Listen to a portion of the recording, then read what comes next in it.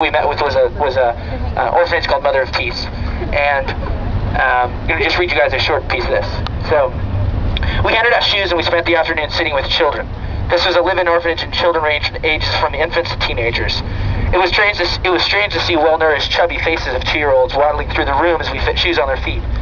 After we gave all these shoes, we sat playing music and made feeble attempts to try their traditional dance, which was really scary.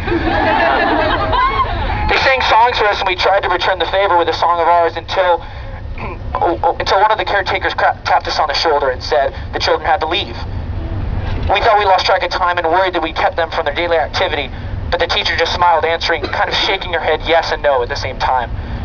The children did need to go back to an activity, but it wasn't the kind that we assumed. They needed to take their next round of antiretroviral drugs. Almost all of these kids were infected with HIV. We were speechless. This was an orphanage in South Africa, so children being infected with HIV shouldn't have surprised us. But these kids, they seemed unburdened, they seemed lighthearted. 2-year-olds scrambled to their feet and bounced around in the line of older kids as they waved goodbye.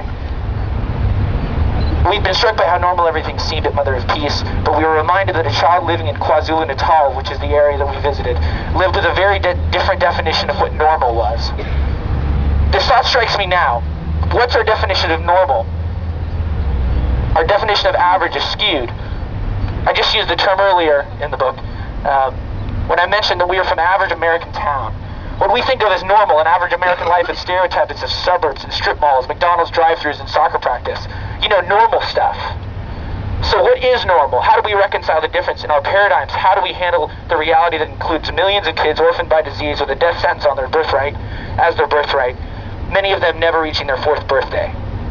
These thoughts sound like a dirty trick, a deliberate tug at the heartstrings designed to plant a guilt bug and sabotage your sense of well-being when you sit down to eat a juicy hamburger or fries, or kick up your feet and watch an $8 movie. But it's not. It's simply an awakening, a challenge to ourselves, whether we choose to engage or remain on the sidelines. Maybe it's a prelude to a greater future for the average American and the average African. It's not far-fetched to think that we could have a great partnership with the many young people across the ocean in Africa who are ready to learn and be empowered. The real difference can't depend on the power of guilt. You see, on that day, thanks to you guys, many people like you that walked here in Cleveland and walked all across the U.S., the average was changed because something real had happened.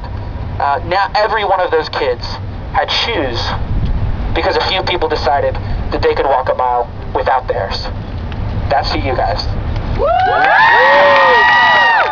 Okay.